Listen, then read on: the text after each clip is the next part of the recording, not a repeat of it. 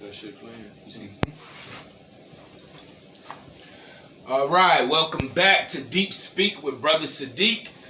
We are doing interviews with MBL. These are our foundational members, and so we are going a little deeper. Today we are on location in the home of Brother Rob Gray. We will be going into the interview today, and here we are. Welcome back. Peace, blessings, love, and light. Blessings. Bless.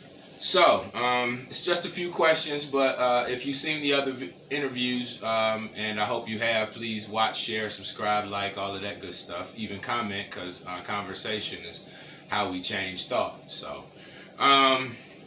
here we go. We have, 5-6 questions here. So, question number 1, sir. How did we meet, me and you? Wow. That was a long time ago. Boy, you really asking me to go back in my head. We met probably 25 years or so ago. You knew some people, and I knew their dad, and we met that way. And then years later, within the last 5 years, we bumped into each other. And it just clicked. Like those 20, 25 years weren't even missing. Right. We just automatically clicked and started getting it together. Right. So there was a mutual friend. Rob is older than I am. We won't say how much older. But my buddy was the son of one of his friends, as he said. And we met that way initially. This was, like you said, maybe 20-something, 2-3 years ago. Mm-hmm. And then we also relinked maybe a year or two after that, and we got a little more intimate through my ex-wife, my first wife. Mm-hmm. And she was a student at IU, and I believe he was a law student at IU as well. Anyway, and then about, you said in the last 5 years, we were, I was out on the block doing my thing, selling, as a independent vendor. And the brother walked up on me, and we've been building ever since. Yes. So, I see it as a blessing. I mean, with all the people in the world, I walk up on you, you're sitting right where I'm trying to get to. The location I'm trying to get to with my barbecue. Right. Yeah, you was trying to get your barbecue spot open right in the same spot, right? Yep. It was a good location. It's central to the area that we're in, so it was a good spot. But anyway, what is your position on the MBL team or in the offices as a foundational member? Outside of occasional legal advice. My position is to do whatever the brothers need. I don't necessarily have a position as far as title. Whatever the brothers need me to do, that's what I want to do, because I'm with the goal, which is help as many young people. And I say young people instead of just kids, because we don't care if you're 15. Yeah. We hope to get you at 5, but if we get you at 15, that's good. Yeah. As long as we get you. Yeah. So that's what I'm about. Just help. I love the goal of MBL. I love what it stands for, what it's trying to do. Right. And I'm definitely with it. Well, I appreciate that. Well, what is the goal of MBL? Our goal is to help our youth reach their full potential. And we have a couple of strategic ways that we go about doing that. Our flagship program is the Big Share, Self-Help Apprenticeship Rewards Exchange, which is a junior apprenticeship program that we are pushing forward. And we have a couple of community centers who have allowed us space after this COVID, of course. Right. Because, we can't get together and do hands-on training and education and cooking and whatnot until that is done. So we have been invited into 2 local community centers, the Boys and Girls Club and the Benjamin Banneker Center. So we are looking forward to this situation breaking and us being able to have that influence. So anyway, what and how does MBL, what and how does MBL spark you? What made you want to be a member of the MBL Foundation? I've always talked about in my professional life. I've always had positions professionally where I've helped youth or helped some other people, and they always are younger than me.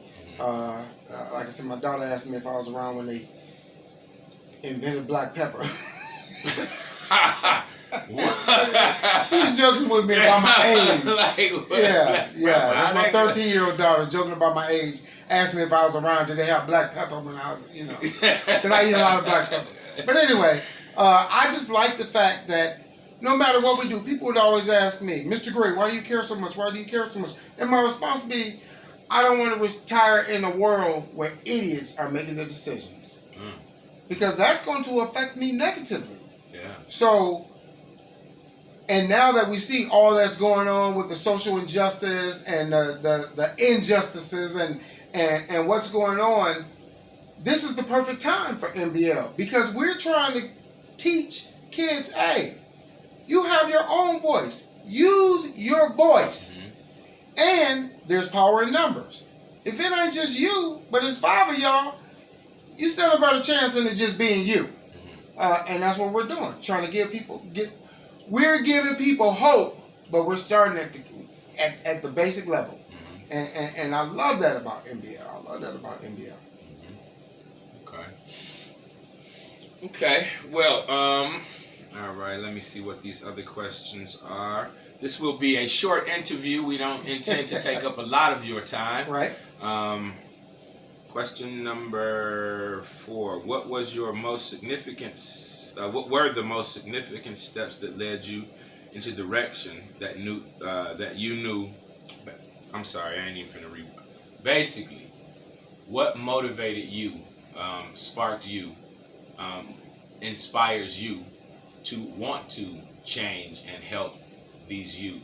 Was it part of how you grew up? Was it something you saw? Was it one significant thing? Was there a religious aspect of your life that It's everything that you said.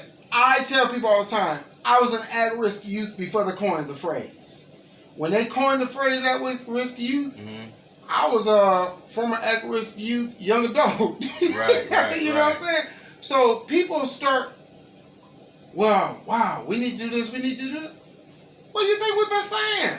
But now we're seeing so many systems haven't been listening to us, even though when we tell them ourselves, this is what we need, this is what we want to do, this is why we do this, they don't want to listen. And so the drive of MBL to help educate young people in themselves and in society, and that's just part of what I want to do. I've always had the idea of bringing kids here, and I said who are doing well in school, they finish their high school year for school, they come to an organization I have, so they get 3 years away from all the mess, the war, and just learn to calm down and enjoy life, and that'll give them more opportunity. With all this stuff going on now, that's not necessarily so.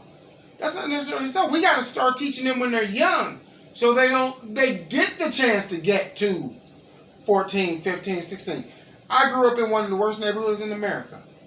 And I mean, you can talk about it. Where you from? I'm from Gary, Indiana. Okay. I'm from Gary, Indiana. Gary Westside High School, class 1982. And basically what happened to me is I graduated on a Tuesday, and Saturday morning my mama said, "Come on, baby, get your bag, let's go." Get my bag?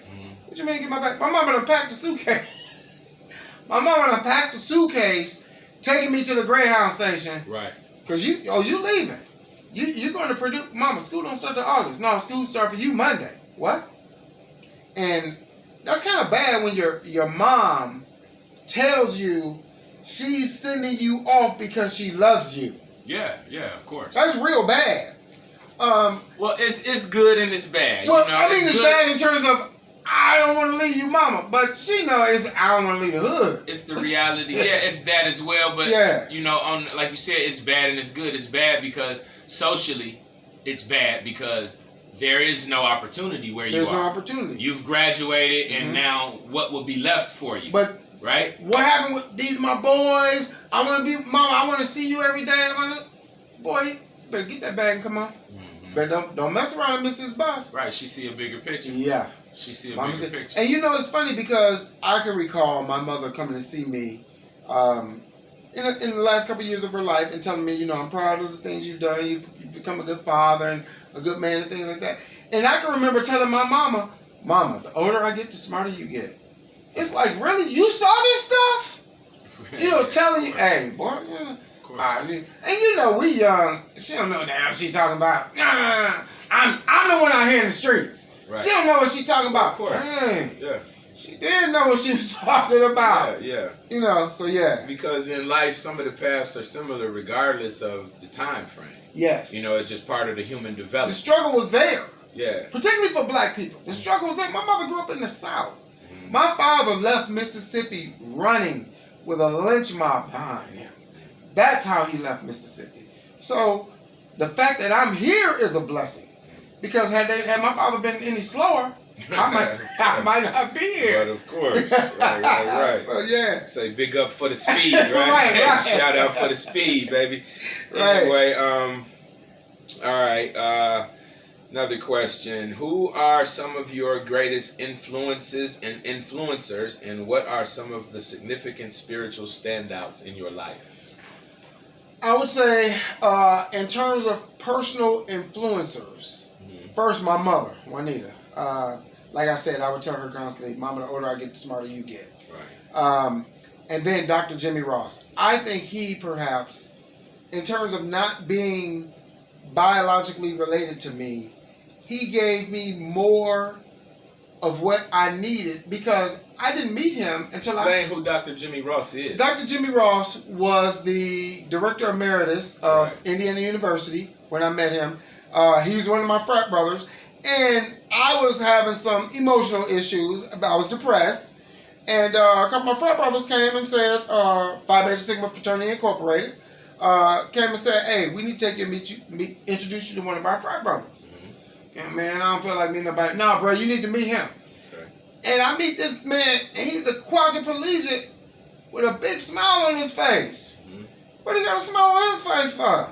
Wait, he got a smile on his face, and I'm pouting?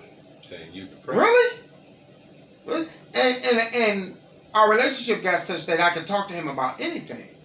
And he told me, after he became a quadriplegic, of course, he was upset about being it, but then he realized, I get to see the sun every day. There are many people that don't get to do that. Friends get to come by and hug me and think. A lot of people don't get that because they didn't make it. They ain't here. And I remember I was waiting for the court to make a decision on custody of my children. I ended up getting custody of my older two children. And I was waiting on custody waiting for the court to make a decision. And I went over there one day, you know, wowsy, whoa. Jimmy, I don't know what I'm going to do if they're... And he started laughing. He would always laugh at me and then say, brother, let me tell you what you're going to do. Tomorrow morning, you're going to get up and you're going to put your pants on one leg at a time, just like you did this morning. And take one step forward, just like you did today. I mean, he was real. Right. Yeah, real life. He was real. Yeah, it's an experience every day. And what you sound like what you're saying, you learn to appreciate. Yes. Versus complain about. Appreciate what you got. And this guy, I mean, he was, wow. I say he had to be the smartest person I ever met. And I went to law school with people that I would say, damn, are people that smart for real? Because I thought I was pretty intelligent. And then I'm like, dude, you need to sit over in the corner and be quiet. Right. But I mean, this man, I mean, he just out of the blue, it was a loving nature about him. That's what it was. Because when I first met him, like those first summers, they would have, instead of a family reunion, they would have Jimmy family and friends reunion. So he owned property out of Lake Lemon, and people coming from all over the country. Right. To see Jimmy. Right. That's what I could call somebody. Man. Well-loved individual. And he shared that with you. I can remember once I called the guy at the time. He was director of the Indiana Department of Corrections. I called him, asked him about a job they had. And the fact that you can get through to somebody like that, because you know they got all kinds of gatekeepers. Yeah, I'll tell them you called. I get through and do pick up for. All right, this so-and-so, man, help you? Hey, good morning. My name's Rob Gray. How you doing, Rob? What can I do for you? Yeah, Jimmy Ross gave me your name. How's Jimmy doing? Tell Jimmy. I said, what can I do for you, young fella? Right. That's the effect he had. I want to do that. Okay. I want to do that. Okay. But I want to instill that in other people. We're all in this together. Yeah, no doubt. We're all in it together. And I don't want idiots making the decision when I retire. Man, I appreciate your passion, bro. I appreciate your passion. Thank you. And so that's why we have brothers like this involved in the programming that we do, because it's a passion that's in the heart, right? And if it's not in your heart, and having that desire to touch somebody else and transform their life, because maybe that happened to you, just like he explained. You know, I'm sure most of us have a story similar to that where there was somebody, and if there hasn't been, that's what we intend to do. Right. So it's seven black men, and we have a growing foundation, and we are growing our personal unified identity outside of our own personal identities. Yes. So that's why you are getting the insights through these interviews. And I appreciate you, and I hope that you do share this. So, one other point to that. Any spiritual standouts or significant spiritual experiences that you'd like to share? Well, I mean, I'm a Christian. I was raised in a Christian household. Right. And, you know, I laugh because I talked to my youngest sister. We buried our mom 3 years ago. And I laugh because I got my top 5 beatings numbered and named. Beatings. And my sister Oh, brother said whoopings. He said beatings. Beatings. 5 beatings. And it's funny because my sister would laugh at me. Okay. Because we were at the age where we were like, you know, 15, 14, and 13 at the same time. I'm the 14-year-old. Right. Between so two. 15, 14, and 13. Right. You in the middle. So I'm in the middle, and I'm the only boy. Right. And you know, I'm like, how you going to beat Christ principles into somebody? You know? You'll have to explain further, of course, but right. Because my mother would say, don't, you know, for instance, I just walked up to my mother one day and said, Mama, you know why you don't kick somebody when they're down? You know, and she all happy, her baby done got the lesson, you know, you help them, yeah. And she said, no, baby, with a big smile. No, baby, why? And I said, quote, because they may get up and kick you back. You bust them in the back of the head with a brick.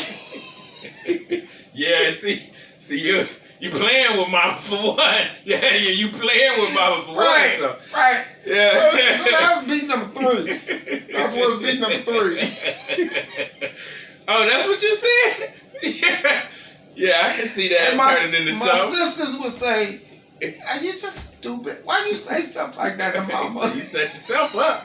Yeah, you put that in the list, right? So, you know, my mother was very stern, and I appreciate that because I constantly tried to be. It's funny, I tell my 18-year-old when he talked about, you know, I'm 18, and law say I'm grown, I pointed out to him, you're just one day older than you were yesterday. Right. Do you want to make it to one day older than you are today? In discussion. Right. You know what I mean? That's real. So, I don't buy into that. I'm 18, I'm grown. So, in relation to spiritual significance and standouts, are we speaking of the fear of God, or what are we speaking of? Yes, I am God-fearing. I'm one of those people, as you know. My mindset is, as long as you give God the glory and the praise, I don't care whether you're Jewish, Muslim, Christian, God. Okay. God. Yeah. I'm not to. Oh no, I know that. I mean, you had all kinds of discussion. Not to badger you or to repeat the question. Right. But the question is, do you have any significant spiritual standouts that you'd like to share? Like, you know, anything that happened significantly to you that said, oh, this is definitely God. Well, yeah. I mean, I have all kinds of stories. The fact that I'm here tells me it's definitely God. I mean, I grew up in the worst city in America. And the statistics show that. I ain't just saying that. The statistics show that. Mm-hmm. At the time, it was murder capital, most violent crime. Gary, Indiana. Yeah, okay. At the time, in the late 70s, early 80s. Right. But, you know, I've had things that happened. I remember once I was having a really, really, really bad time. As you know, I'm coming out of a very traumatic period in my personal life. And the blessings are flowing. But I was going through a really traumatic time, and it was summertime, and I was waiting for my daughter to come help me. I was catering an event, and instead of waiting for my daughter where I normally wait for her, just like I can hear you talking to me, God said to me, go up there and wait for her. Go up to the park. Okay, so I walk up to the parking lot and I'm just waiting, and I'm, you said, man, you went from your regular spot to where I was directed to go. Okay. So, but now here comes this young lady walking toward me in a black windbreaker. Not your daughter, Not my daughter. Okay. In a black windbreaker. Why that has my attention? I'm from Gary. It's 100 degrees in the shade. Why the hell this lady got on a black windbreaker? Right. Right. I'm from Detroit, so right. Shout out Detroit. Big up GI. You know what I'm saying? Right. Come on. So basically, the lady came, walked past. I'm looking at my phone. What you got that on for? But really, I got on my dark glasses and I'm looking like this, looking like I'm on my phone, but I'm watching her. Right. And when she turned the corner, as plain as I could see, in big bold white letters on the back of her coat, and somebody could offer me $1 million, and I would tell them, no, I know I saw that. Right. Were the words, "This too shall pass." Yes, sir. And that was. And here I am. So you was in a very low spot. Here I am. And you walked up a few feet because the spirit told you to. Told me to go there, and you I saw that. You got that peace. Yes. You got that. And this is what's wild about that. Because that so amazed me, I spent like a half hour walking around. I was at a baseball diamond. Mm-hmm. And it was the championship series. So there were only 4 teams left. It had been a week series, teams all over the place. So only staff that I had was me and my daughter. It's only 4 teams. The first 2 teams, game started at 10. That's breakfast time. They ain't gonna buy no barbecue. So I don't need to have a lot of staff. So I had time to walk around and look. I looked for that lady and could not find her. So yeah, I'm glad. I was actually going to ask you that question because some people might say, well, that was a message from the Creator. That was a message from your ancestors. That was a message from Spirit. Mm-hmm. That was a message for you specifically. Yes. And so when you looked for that lady again and couldn't find her, was that an angel? Was that? I said it was an angel. I said, well, what I say is, it doesn't matter what I classify it as. I got the message. It was a message from. It was a message from God. From the source. Yes. Whatever you want to call it. Don't give up, Rob. My, you know what I'm saying? Yeah, baby. For sure, Yeah. 100. Yeah. Okay, very, very good, very good. Anyway, all right. So, are there any details or highlights that you'd like to share on how you reached your goals, or how you got where you are from that rough, Well, GI upbringing? I can say that I can't say that I've reached my goals. My goals is to touch the lives of millions of people. Mm-hmm. I've touched a lot, I would say, of thousands, but not in the way that I want to. I want to build low-cost housing, and I want to do programs for young people and things of that nature. That's why I'm involved. Mm-hmm. But yeah, I am where I am because I knew, and I'm not going to use his name, but I saw this person standing on the corner, hustling, selling drugs when I was probably about 14, and I decided right then, I don't want to do that. And I mean, in the housing project, that's how people survive. Mm-hmm. I saw my first person die of a gunshot wound when I was 12. Right. No 12-year-olds. I got a 13-year-old daughter. Yeah. She's sheltered. Bro, we full of traumas, man. That's all through our. That's all through our people. You know, we may deny it. We may be, have cognitive dissonance. We may, try to say, well, I'm not. But the majority of us have some form of PTSD. Well, and the problem is the majority of us don't want to admit it. Yeah, and it's not helpful. Right. It's not helpful. Right. And mental health and counseling are all good things. Yes. I agree. What people don't recognize is what we doing right here. When me and my brother sit down, or me and any one of my brothers sit down and we chop it up about life and what we've been through and the things that we've experienced, that's a form of therapy. Okay? And so that's really what you do when you pay a professional. So it's not a whole lot different. And let me tell you this. In addition, I have a law degree. I've completed the education for a master's in psychology. I was in therapy for 9.5 years. Mm-hmm. I didn't just... I wasn't... My attorney asked me, begged me to go to counseling after the Gary came out of me in his office one day. Right. What happened? Explain, please. Right. I had gotten custody of my kids, and So now, what I was telling their mother is, I'm not trying to keep the kids from you. I just refuse to allow you to keep the kids from me, which is what she was doing with the court's blessing. And so we were meeting in my attorney's office after I already had custody of the kids, and I'm trying to say, okay, let's do this. Okay, you can have visitation here. You can, and she was like, nah, I want to do. Y'all were setting up visitation. I'm trying to be nice because the court says Mr. Gray has custody. You can have visitation there. You can call the kids here. So you're saying the court had already established it, and you were trying to open up more. Well, there's state rules. Yeah. Yeah, I'm trying to give her more visitation. Okay, yeah. Like I said, just I ain't so trying to keep people the know, kids from you. We've probably talked about this before. Right. But they don't know. So. But she looked at me and she was like, no, we going to do this and then we going to do this, we going to do this. And my lawyer sitting across the door, and I said, you know what? We ain't going to do nothing. I'm going to kill you, bitch. Watch. And just walked out. And my attorney came out after me. Rob, will you please? Now, the thing is, he had saw a side of me and already knew that that was a possibility because he had not followed some instructions that I had given him, and he had put the possibility that I could lose custody of my kids at risk. Yeah, in play, right. And so that the whole building where his office was could hear me, I let him know, if I lose custody of my kids, I'm going to own your black ass. Okay. And the fact that I would say something like that to another black professional tells you where I was. Dude, I told you what to do. I wasn't basing it on your skills. I was basing it on mine. Right. Say, I'm a lawyer too. Right. I know what I told know. you what to do. Right. And you didn't do it. I better get custody of my kids. I'm telling you. So, Okay. yeah, so that's how that came about. All right. Well, that's some good information. I think that's it. I think that's all of the questions that we had. Thank you. And I'm glad we got this interview done. As you can see, my brother Rob is passionate about that which he believes. Yes. And so we need that. If we were talking about the Italian mob, as the brothers like to, you know, this would be the big brother in there. Sonny, Michael. Right. So there we go. So I'm gonna shut it down right there, and I will be posting this, and I will hope that you would comment, share, like, and subscribe to the channel. Come and help us, y'all. Yeah, we are hoping to get these interviews done, and from these interviews, we will be creating our own podcast.